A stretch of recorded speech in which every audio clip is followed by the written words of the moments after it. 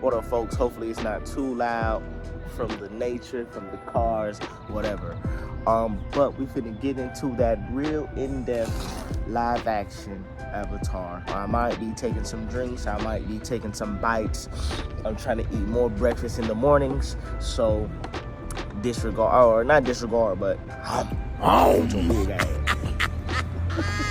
Your big ass. I want to start off by, saying that I feel like the visuals and the character designs were actually top tier, super nice, super goated about this version of Avatar: The Last Airbender. I really feel like they went into the drawing board, went into the writer's room, and was like, man, we definitely need to do a better job of making it look like Avatar: The Last Airbender, rather than, what we saw in M. Night Shyamalan.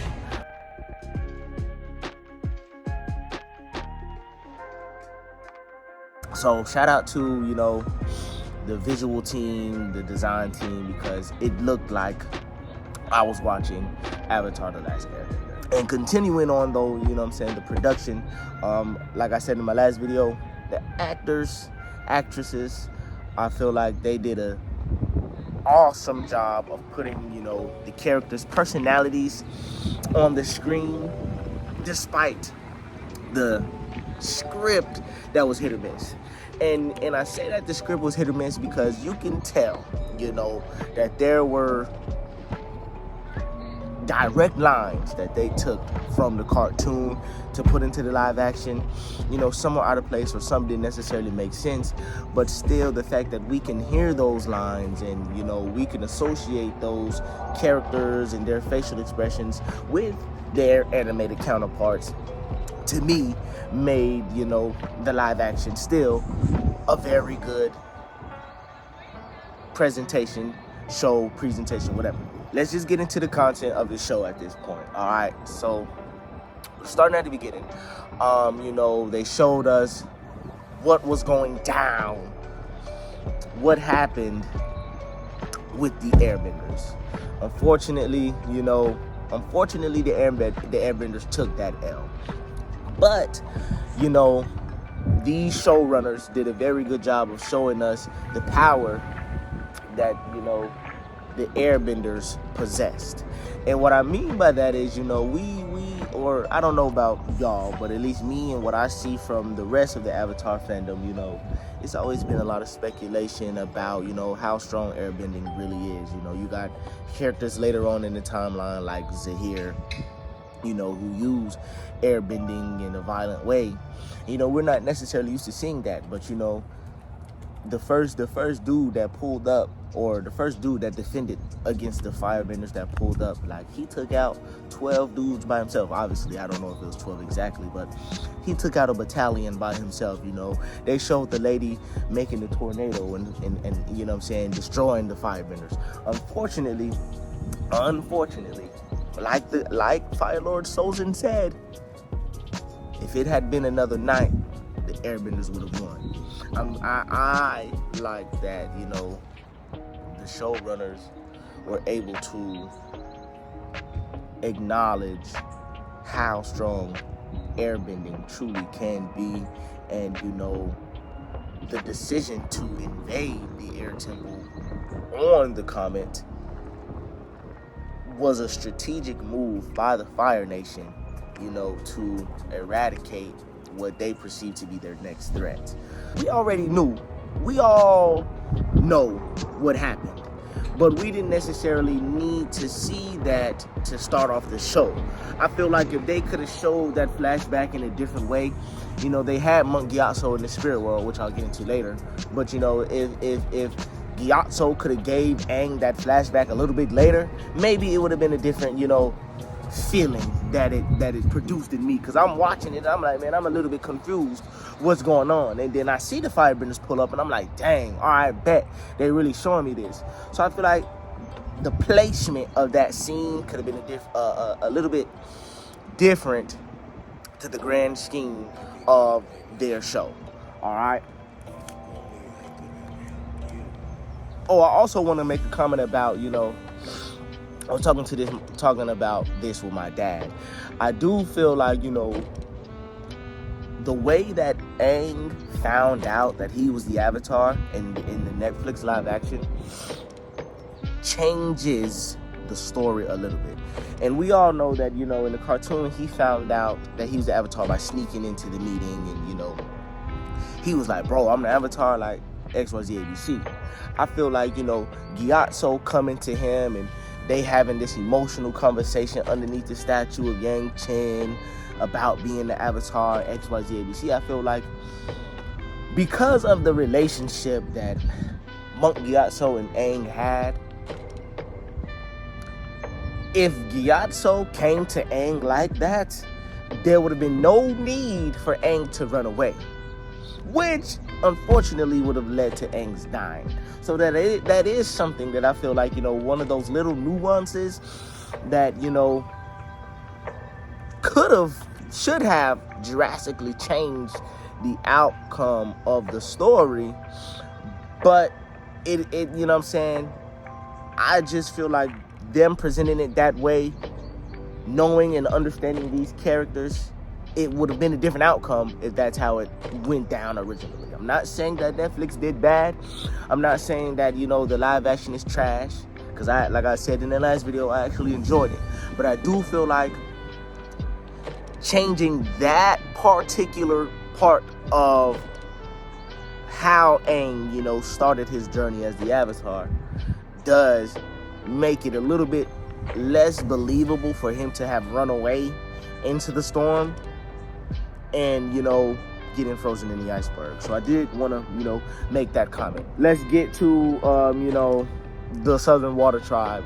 What's up with Grand Grand saying the intro? Grand Grand did never have this many bars. I wouldn't say that's something that I necessarily, was thumbs down. Like, I put thumbs down in my notes. But just wish, I wouldn't say that I just wish that Katara could have done that. Not necessarily a different version of the story, but it's like multiverse. So we have canon events, we all know about canon events. So, the intro. Everything changed when the Fire Nation attacked. That was a canon event. It just sucks that it had to come from Grand Grand. They did a really good job of trying to stay as true as possible to the source material, So I don't got too much beef about what happened at the Southern Water Tribe. I do. Let's just go into the little nuances, right? So, when Katara and Sokka left the Water Tribe, Grand Grand gave her the waterbending scroll. That kind of takes away of the character development of Katara a little bit. Katara stole that waterbending scroll. Katara went against her moral high ground and her moral obligation to do this and that and X, Y, Z. So I do feel like, again, it changes the pathways for character development that are available, but it doesn't change the story, all right? What did Kyoshi tell him? The Avatar needs to be a merciless warrior. It kind of set the tone that this is war. Ain't no time for games. Ain't no time for fun. Ain't no time for, riding the mail system with Boomy. It ain't no time for, secret tunnel, which we did get the cameo, which I am happy about. But it wasn't time for those things. It was time for, Aang to come and be the Avatar. We need spiritual balance, i.e. Heibai, which I thought was a very awesome visual. I do, again, little nuances, but we needed Aang the warrior. We didn't need Aang the kid. At the end of the show, what did they say? Who's going to write The Legend of Aang? That's the perfect name for this. Legend of Aang. I feel like if you looking at it and you wanted to be what Nickelodeon and them boys gave us, OG days, it wasn't that. I'm sorry that you expected that, but it wasn't that, You should watch it for what it is. It's a retelling of something. It's a different version. It's literally multiverse. I liked what Kyoshi, said to him. And at the time, I was curious to, hear what Roku was going to tell him. However, on the flip side, a little, nitpicky thing that I didn't necessarily like in this version is that, Aang could only access or talk to an Avatar at their shrine. I feel like that kind of, takes away that internal wisdom, that bringing, or that being the avatar, it kind of takes away that internal wisdom that bring that. The sash ringing, the trash singing, mash flinging, the flash springing, ringing, the crash dinging, the... It kind of takes away that internal wisdom that being the avatar brings, you know, but it kind of puts more emphasis on the journey. You know, like he had to go to Kyoshi Island to talk to her. He had to go to the Fire Nation to talk to him. He had to go to the North Pole to talk to Avatar Kurk. You know what I'm saying? So, little nuances, little nitpicks, you know, it's okay. Baddie Suki, though. But, hey, nah, Kyoshi Island actually was lit. The Kyoshi, you know what I'm saying, they was putting that work in when Zhao pulled up. So, Kyoshi was jumping for me. Out the gate. Shout out to my cabbages. I'm glad that that boy got to make the appearance, say the cold-blooded line.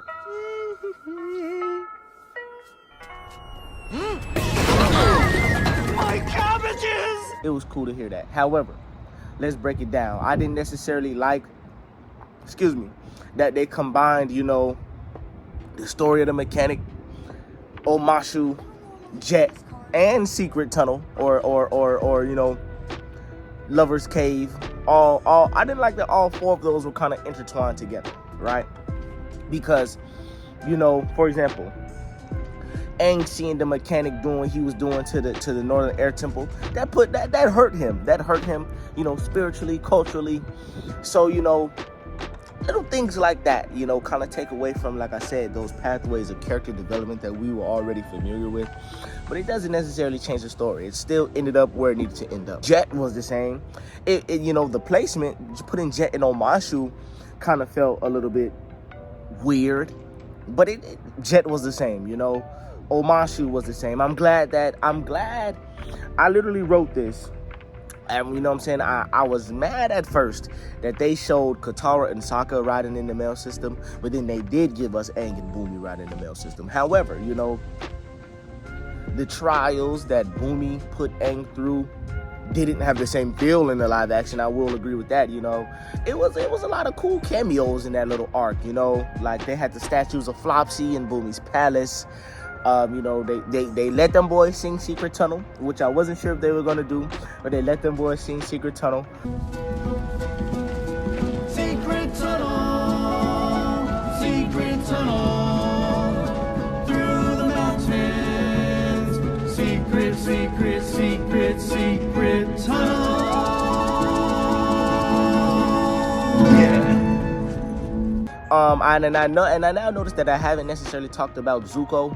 First of all, shout out to that actor. He did a very amazing job putting Zuko on the live action. You know, and I like that with this version of Netflix, they gave us more of what was going on in the Fire Nation. Showed us what Azula was doing behind the scenes, pulling the strings and getting Zhao to be X, Y, Z, and ABC, though, so that she can, you know, set up her things. And I definitely like that more information that we were given from the Fire Nation, you know, because it was a little bit of mystery in the cartoon about what was going down in the Fire Nation. The Fire Nation was a secluded area, secluded place, you know. But in this one, you know, it was showing what was going down simultaneously. You know, it did kind of go into that manipulative nature of Ozai and trying to manipulate Azula to be better, you know, which I know that a lot of people, you know, are concerned about in the fandom. So I feel like, you know, it was good. It gave people justice, or not necessarily justice, but it gave people answers to questions that we've had for a long time. The guy that plays Zuko, he did the job. Like, Zuko and Iroh, definitely, anytime they were on the screen that I was tapped in. Nuances, let's get back to, you know, nuances, right? I didn't like that we had Wang Shitong in the first season. You know, Wang Shitong definitely should have been kept in the books. But I understand, you know, going into the spirit world, Aang has to access knowledge, you know, and the way that they had it set up so that he had to battle Cole and things like that. I'm gonna lead off of there. We'll be back after lunch. Back. Like I said, on lunch. All right, so, you know, I left off talking about, you know, Aang going into the spirit world and seeing Wang Shi-tong and having a battle Ko, and you know, them bringing up the fog of lost souls, which, if I remember correctly, didn't even come up in Avatar: The Last Airbender. That came in Legend of Korra. So again, you know, just those little nuances, really, that, you know what I'm saying, not necessarily gave the story, you know what I'm saying, it just gave the story a different pathway. I keep talking about these pathways because that's ultimately what this is, you know. They just took Avatar, meshed a lot of things together in the middle, you know what I'm saying, and created a different pathway for the characters to end up in the north in the finale. For example, taking out the pirates. The pirates was pivotal, not only to, you know, going back to what I said about the waterbending scroll in Katara, but it was also pivotal to Zuko's character, especially after, you know, the blue spirit, which was actually really, you know, the mask looked a little bit bulky, but the pirates, you know, not having the pirates, but still having Zhao trying to kill Zuko,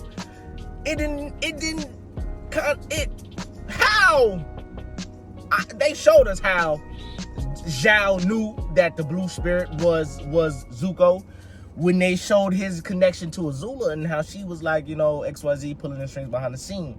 But again, you know, having the pirates who Zuko already had a run in with, you know what I'm saying, way back in the earlier parts of the season, in the, you know what I'm saying, in the cartoon, it would have been a little bit better to get the pirates back in that story. Again, it's just a different pathway.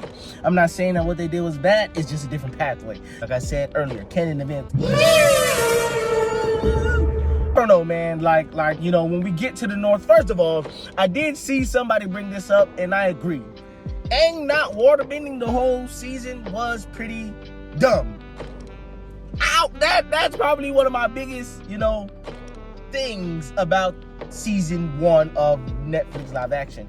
Aang didn't waterbend at all. It bookworm water. I did think that, you know, the UA being the Spirit Fox thing was kind of out of place. Like, when I first saw the Spirit Fox, I was like, bro, like, again, we didn't need Wang Shi-tong, we didn't need Spirit Foxes in season 1, right? But then when they said it was UA, I'm like, like, so basically UA's an Avatar too? You feel me? It's just a little pathways, little nuances that they, And the wig was ass. The wig was pure buns. The wig was pure terrible. Definitely M. Night Shyamalan got that. I definitely agree with the fandom on that. But all in all, I think that Avatar: The Last Airbender live action was really, really freaking good. It was definitely enjoyable. I felt like I was, you know, watching the same show. Or watching the same story, right? You know, they had the same music. You know, they even had the Leaves for the Vine cameo at the little funeral scene for Lieutenant. Like, you know what I'm saying? It was just little things that you could tell that they paid a lot of attention to the detail that they were putting in. You know what I'm saying? Unfortunately, the original guys left. But I'm sure that they are sitting at home seething with rage because that was actually pretty good. Did I mention I'm angry? He's seething with rage. They thought it was going to be, or all of us thought it was going to be M. Night Shyamalan, and it was not. I'm looking forward to season 2. You know, I need to see more of Dissected. I can't wait, hopefully, till season 3 and they show her more without the makeup, because Dissected. But, you know, I'm ready to see it. You know, give us a good representation of Toph, you know. You know, show us metal bending, show us Aang's come up, you know. Show us the Guru, show us Ba Sing Se, you know. Oh, before I forget, why the freak did they have to do my man's Momo like that, bro? Why did Momo putting in more work? They have to get the out of here, bro. I gotta eat. Y'all stay up, stay blessed. Appreciate y'all for being locked in.